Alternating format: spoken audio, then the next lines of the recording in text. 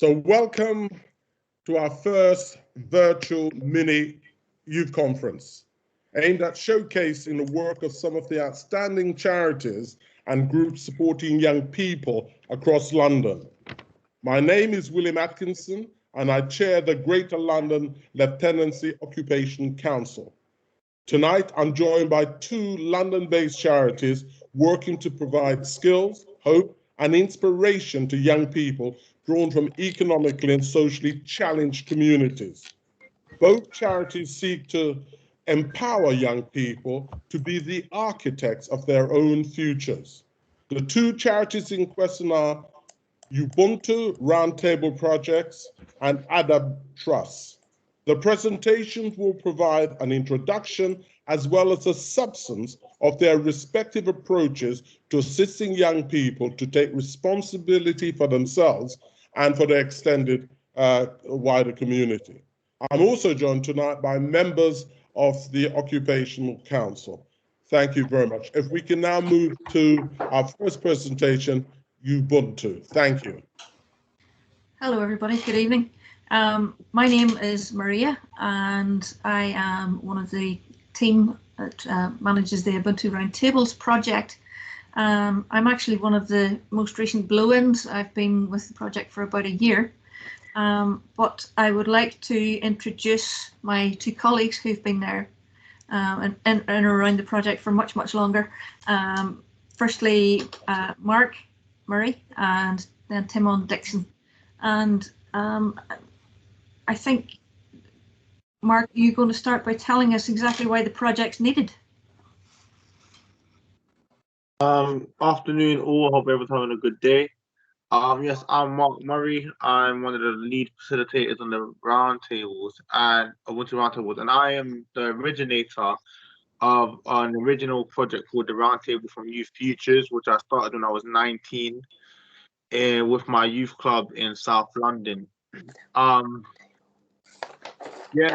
So for us, it was all about the journey from me and Tim on growing up from young people into adult youth workers, and kind of like our experiences kind of leading to the creation of the project. So for me, it all began when I was in Brixton with my younger brother and a friend, and we had like a very, very intense altercation with police officers where we were kind of, we felt like we were discriminated against. It was very, very tense. It was somewhat physical and quite heated. And for us, it was always about how do we better our communities. So in that instance, for us, it was all about we need to be the voice of ourselves and stop asking for someone else to do the hard work for us, which is where we came up with the original idea for the roundtable, where we met with the TSG unit, and we had literally just like a real informal conversation, which kind of started the whole growing aspect. We have partnered up with Tutu Foundation since then, and have now formulated the Ubuntu Roundtable. And through experience, we are able to see like it's very, very effective, and it's something that's important. Because we believe all great things start with small steps. And for us, it's like a lot of young people don't feel they have a voice in society in general. So when it comes to altercations, meeting with police officers, it tends to normally be either like stop and searches and things like that, where it's not really an empowering thing, and it's more so we are just essentially being, criminalized in an essence. And that is a big issue with police and communities for many, many years, is that there is no level ground. There's just like one side sits here, the other sits there, and it doesn't really develop anything positively. So for us, it's all about giving people that space to educate each other and meet on level ground, where one isn't more superior or inferior than another. And for us, we think it is definitely, if you talk with young people, 99% of young people you'll meet nowadays will tell you they don't like police officers. And a lot of it is sometimes coming from the environment they grew up in, where they're just naturally taught you don't like police officers, as opposed to not everyone having to physically go through negative altercations. We work with young people who've never been stopped and searched before, but they at the end still don't like police, and it's like understanding why.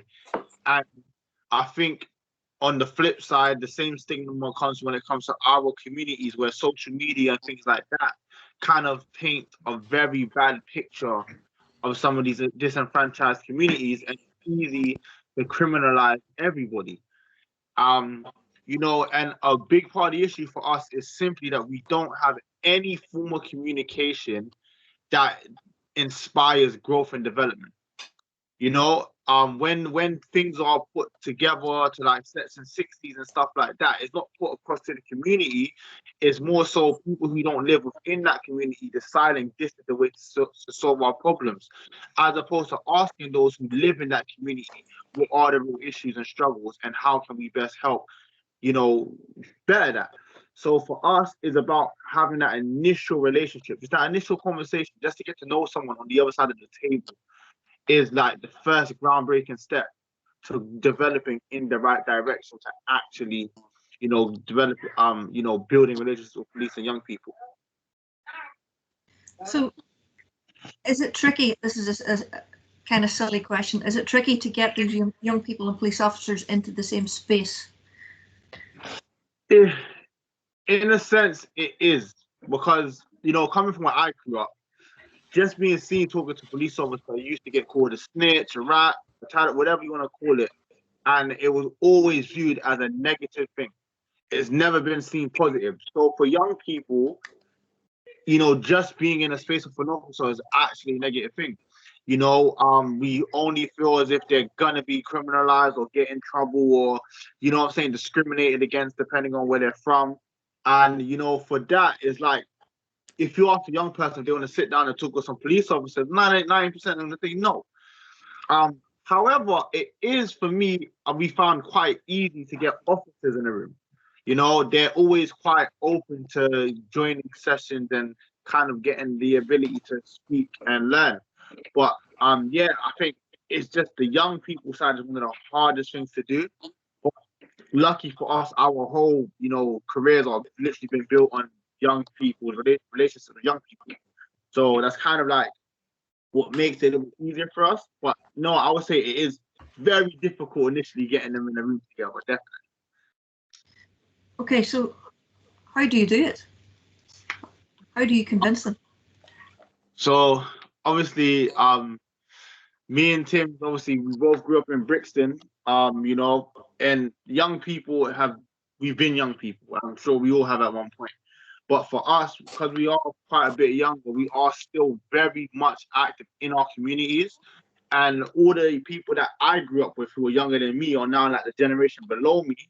But I've always had that constant relationship with them. So I've kind of always been up to date with young people.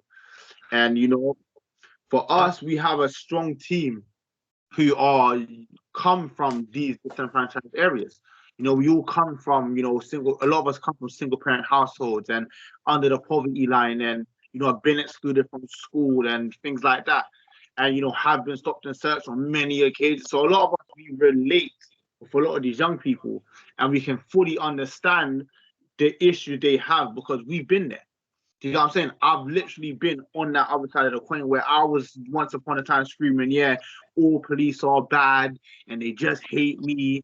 And I've literally been there. So for me, I understand the mindset. And for me to understand the mindset and be able to relate, I'm able to come down to the level where I can reason with someone and make them see the bigger scope of things.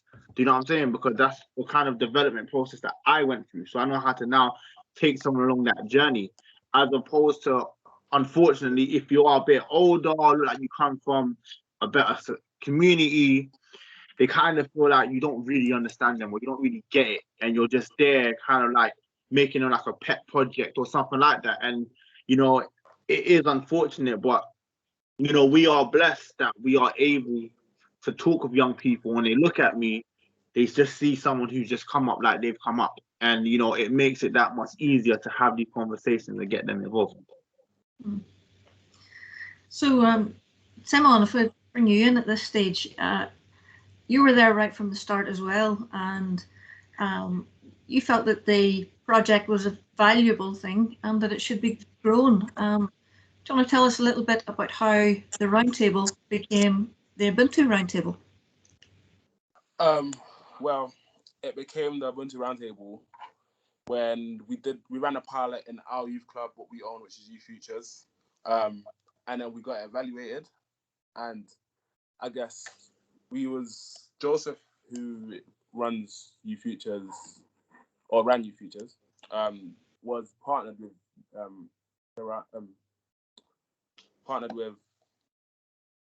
wow, my head blank. Foundation, sorry, yeah, my head blank. Yeah.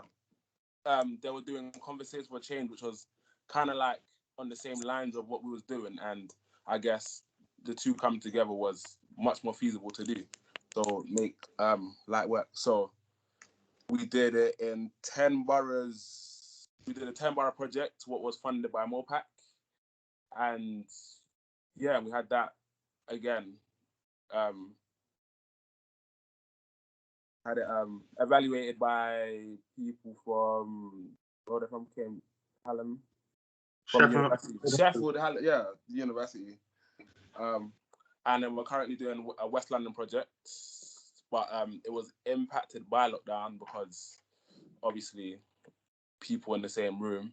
But even though the project's on pause right now, we're still looking to develop it online to at least get stuff running. And so when it's time to be able to actually do it face to face, we've already got like those there on the floor, so it'll run more smoother. So obviously it's preferable if you're meeting people that you can meet face to face and shake hands with them and meet them in the same room. So tell me, what does an actual roundtable look like? How many young people are there? How many police officers? If I was to be a casual observer, what does it look like? Is that to me or Mark? I don't mind. Either or. Oh, okay, sorry. So we try to get a little bit more young people than police officers. So let's call it 20 young people, 10 police officers, ideally. Police in obviously normal clothing, not in uniform. So from the jump, everyone's on the same footing. So how many young people, or sorry, what age of young people would you normally work with, Mark? It varies based on obviously the group. So obviously we do a lot of outsourced work. As Tim said, we've done it across 10 London boroughs already, and now we are transitioning to West London. So for us, our area when we was doing it was like, I was 19 at the time, and our community was like 16 to 19-year-olds. But it may vary when we do it. If we do it in a school, they tend to be a little bit younger. So, Mark, your sound has just gone. Can you hear me? We can hear you. Unmute and unmute or something. It's gone weird. Yeah. So, go ahead, man. Do you want to carry on, Tom? Yeah. So yeah, if we're doing it in a youth club, it'll vary because it's what comes with the youth group.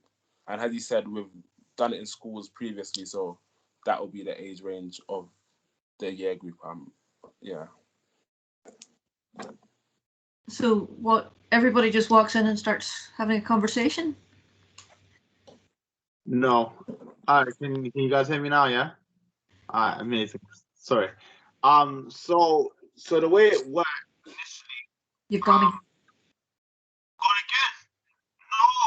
What's going on? Can you guys hear me? We can hear you, but it's like staticky. So it sounds like a tin. It sounds very tinny. Oh no. And you're back. Sounds better. You're back. I'm back. Yeah, I think you've been near the microphone. The graces. Let's hope it works. So the idea is the roundtable is a number of different conversations, right? It initially starts with a separate meeting with police and a separate meeting with young people. These meetings are used to kind of walk people through the idea of processing in a project. I'm gonna go get headphones. Bear with me. Please carry on. So normal. Oh my god. Okay. Yeah. So yeah, we have. So to begin with, we'll meet with the police. We'll brief the police, brief the young people separately, and then we'll obviously we try to cater each roundtable to the young people we're going to do it with. So we find out what's happening in the local area. So if it's motorbike theft, if it's police, a lot of stop and search. So we cater each roundtable to the group, to a specific group. And then first roundtable normally starts off, police will sit with the police and the young people will sit with the young people, out of just how it works in it, because they just walk in and they do that. And then we'll do icebreakers, get everyone's name, get everyone moving about, walking, talking. So like one that we always play is the sun shines on. So like the sun shines on anyone who has siblings, or so that way you'll kind of indirectly find out about people without it being really formal. So then you kind of get a rapport with someone like, oh, I have brothers as well. How old's your brother? Yada, yada, yada. If you want to carry on, Mark, you can, because I see your back. Yes, no. What did I miss? Because I had to run and get my... I just did the intro, everyone walks in, sun shines on. Oh, sorry. You guys hear me now, yeah? Yeah. Love it. So yeah, as I was saying, so obviously, yeah, the initial meetings are individuals, one with police, one with young people. It's all about understanding, making sure everybody understands the process, understands that it can get tense, understand the things they may hear, and because for us, it's all about the safety of everyone in that room. And the last thing you want is to get in that room and the young person says something so incriminating, police have no choice but to arrest them. And it's also about making police understand that, as sometimes you do get young people who are a bit timid or not comfortable talking because of, they're not used to really talking with police. So it's about kind of empowering police to kind of understand they need to maybe not take over the room, and understand some people need a little bit more easing into the space. So for us, it's all about engaging that. We, like, for example, teach young people to speak, from let's say a third person point of view, or ambiguously, you know what I'm saying? And it's just not about it. So it's about, the idea is the messaging and getting everyone to understand why we are there. Because that's the initial. And then we meet them together, and they meet twice. So the first session is more of, like Tim said, it's more like icebreakers and getting to know each other, and kind of like more lighthearted stuff. So like we play like games and things like that, and it's all about just easing everyone to the space, everyone introducing themselves, where they're from, kind of talking a little bit about them. The following meeting is where we get into the real hard-hitting stuff. Is about, really addressing issues. We like to use creative aspects, ways in order to do this. So we do, what's the great game called? It's Speak My Truth. So it's a game that's designed, I'm sure we will play something similar, where it's like you make a statement and you choose what side of the room you go to, whether you agree with it or disagree with it, or wherever you stand. And then it's about the opportunity to actually talk it through properly and rebuttal against each other, and kind of like just get everyone into that mindset of going back and forth and really kind of being able to speak from a personal perspective on these things. And, the meetings for us are all confidential, because, lots of young people shy away when they hear there's a camera involved, or they're going to be recording, this information is going to be used. So for a lot of our young people, it does really help them. And don't get me wrong, even on the flip side, we've had officers literally in there who didn't want to speak because their commanding officer was there, and things like that. So we have really thought out about how we empower everyone to speak openly, because, when we have these meetings, don't get me wrong, it can be tense. We have back and forth sometimes, but that's good. Real dialogue is good dialogue. And everyone always leaves there, from what we understand, learning something really, really well. So tell me a story of how you've seen some progress in maybe an attitude of a young person or a belief of a police officer. What are the outcomes of this process? I'll do one, and I guess Tim, you can do one as well if you want. For example, we had a literal police officer who came into the room, and he was literally with his other fellow officer, and his original mindset was, oh no, not another one of these meetings where we're essentially just going to get bashed. And, it's funny that he said that because I have seen and thought that a lot of the time when the community bands together to meet with officers, we kind of end up just blaming 5-6 officers for all of our issues, which isn't right and it's not fair. So we had an officer come in there feeling like that was going to be the situation, whereas us facilitators and the young people just attacking him and blaming them. But once he'd actually gone through the whole process of the URT, when he left, he was actually he's incredibly amazed at how fair the meeting was and how much he feels he learned from the young people and how honest everybody was. And it felt like it was never about him being attacked. It was literally about the fact that he even felt he got to educate young people as well as he learned from them. So even for him, it was like he felt he had been in something like that before. But once he actually went through the process, he even discerned that it was something completely new and refreshing to him. So, Timon, what about a young person? Can you tell us a story about a young person? A great one is, so as per usual, everyone walks in, we do our names, introductions. He didn't want to say his name. So obviously we're not there to force anyone to say your name. We moved on. So we got one of our facilitators to obviously sit and talk to him to see why he didn't want to say his name. Is there a reason? And we found out one of the officers were there. They both have previous together. So they've been in the altercation before. So being the space we're being, that exact person did a one-to-one mediation session with them both to just hash out the issue and see how they can get past it. And by the end of it, they'll actually get friends. So it's like just that moment of them being able to talk one-on-one and it being in a safe space actually helped them to progress. And by the end of it, he was actually happy with the session and he was talking, he was getting involved, and it's like a 360 turnaround from walk in to walk out, which is literally just one moment, man. Just one talk made a big difference. So what's the next steps then for the Ubuntu Roundtables? So for the URT, we actually have like a real big imagination and scope of how we want to progress. There's many different things. Officers are already suggesting stuff to us that they would love to come down and do the communities, like drive around and stuff like that. But for us, we want to develop and empower young people to start becoming their own community leaders. So we are starting a train the trainer session, which is going to teach young people about facilitation and starting to put together their own URTs so that we don't have to do it. And they can literally be the leaders that bring police and young people in their communities together to have these kinds of powerful dialogues and conversations.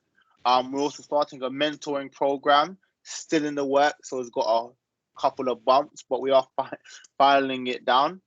But yeah, so for us, and it's about, even to the point of going into different areas and not just doing police and young people. We want to do parents and children, teachers and students, correctional officers and prisoners. It's just the scope of this is so grand for us. So we do have a lot of stuff like that we want to do. We're probably going to be hopefully in South Africa next year, working with some of the people on the apartheid and stuff like that. So we do have quite a lot going on for the URT as far as where we want to see it develop to. So lots of positive things to look forward to post-lockdown then. That's pretty much all we have. If anyone has any questions. Thank you. Thank you very, very much, everyone, for your contribution. I've enjoyed listening to you, but I have a question, and the question is, what evidence is there that the activities that you've engaged in the different communities where you've worked has made any difference 6 weeks, 3 months, a year later? Is there any evidence that you're making any difference? Because I appreciate the engagement, I appreciate the sharing, but at the end of the day, it's to make a difference for the better within the various communities. So we've run out of time, but very succinctly, is there any evidence? Yes, there is evidence.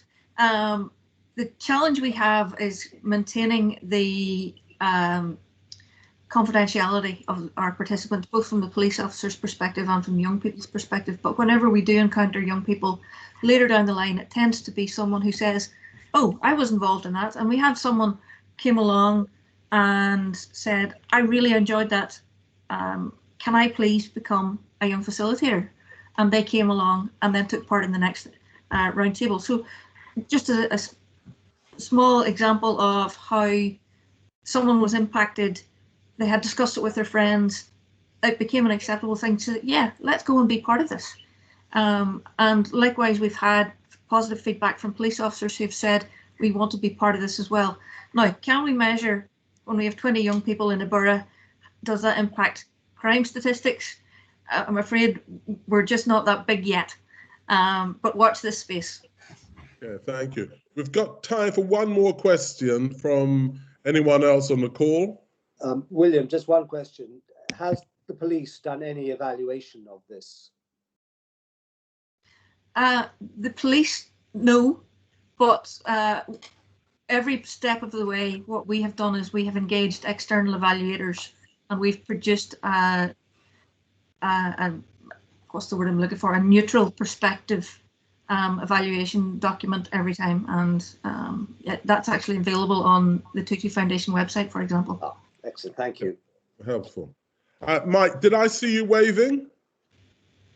I can't hear you, my friend. I still can't hear you, Mike, if you can hear me. Still can't hear. Is that better? That's better. Right. My question was for Mark, really, is that do the police volunteer, or is there some reluctance initially of them? Are they largely sort of volunteered by their bosses? You mentioned about the commander being there. So is it initially willing police or unwilling police that then get a chance to learn and change their views? So again, it does vary slightly depending on the precinct that we work with, but it tends to be what we ask the commanders is to like offer a number of officers from different units who may not even work together, and they kind of like do volunteer themselves forward to hear about the processing, and if they're interested, they enjoy. You know what's crazy? We actually love it when we get officers who are more headstrong, who actually do join up, because those are the mindsets we do want to be challenging. And we do get a lot of them who come in there. We've had one come in there whose literal mindset was, yeah, if you do crime, you're a criminal. There's no ifs or buts about it. And you know, so for us, we have had officers who are really reluctant to really see things on a certain level in there, which is great. But it's the same with young people as well. We get some in there who don't really want to end up liking the police, but by the end of it, you see how their mindsets change. Okay, thank you. Any other pressing questions? Okay, thank you very much, Mark. Where is Timon? Oh, you've moved on my screen. Hi. And Maria, thank you very, very much for your contribution, your presentation, and taking our question. I very much enjoyed it, and I look forward to hearing much more about your organization going forward, because I understand you're in the foothills of your ambitions at the moment, so things will get bigger and better, and you will have much more research evidence to support the impact that you're having, because it's all about impact and not just activity. We appreciate that, and I know you understand that also. So thank you very much for your time. I hope you stay and listen to Dermot's team, who are now going to present. Well, Thank you for having me.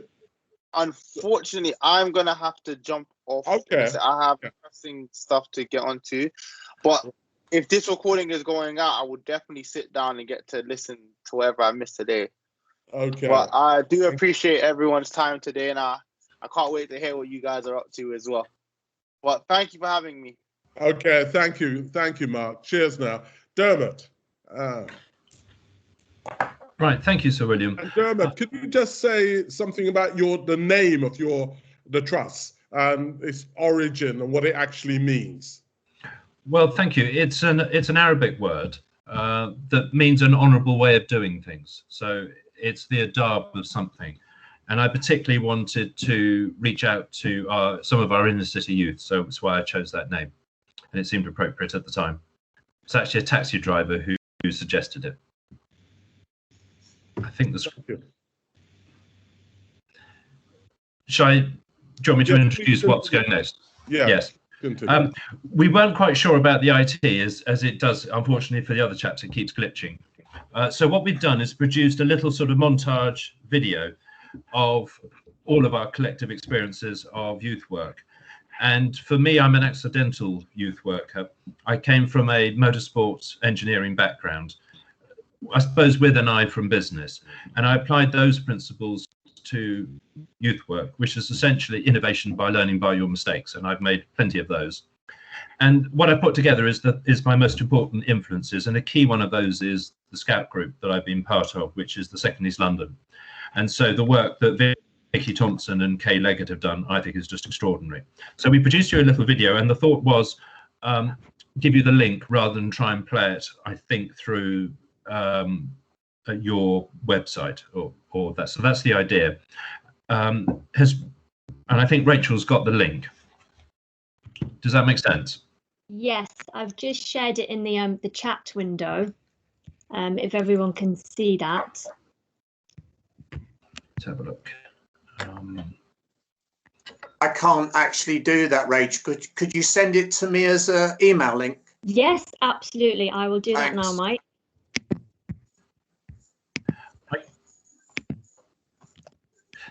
I can't actually see it either. Maybe that's probably me being hopeless with the IT. I can see the chat. Oh, can you? Yes, I can see that. Dermot, I wonder at this point, would we be better off talking about some of the themes if we have the video as sort of supplementary information people can watch in their own time? We can go into further detail on some of the themes, perhaps. No, I have now got it. It's come through. It's at the very bottom of the chat link. The ADAPT Trust. We're going to look at a philosophy of youth work today. Stuff that works.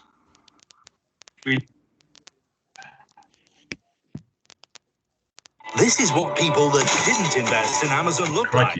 And what on earth's going on? I think the suggestion was that the way to get around the IT glitches is to actually put yourself on mute on this link, listen to it on a separate web page, which is the link down below, and then come back together at the end. That's it. It's come up now.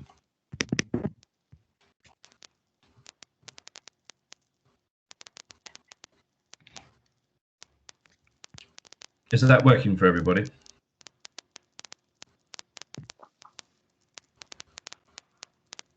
It was working, Dermot. Then it seemed to have frozen on this page. I think that's why the easiest thing to do is to watch it through YouTube and not through Teams. Okay. Yeah, so I think if we all log out of Teams and then maybe watch through our YouTube browser, and then once we've all watched it, then we can log back in. I will press the stop recording button now, and then when we log back in, if there's any questions, I can start recording again. Makes sense to me.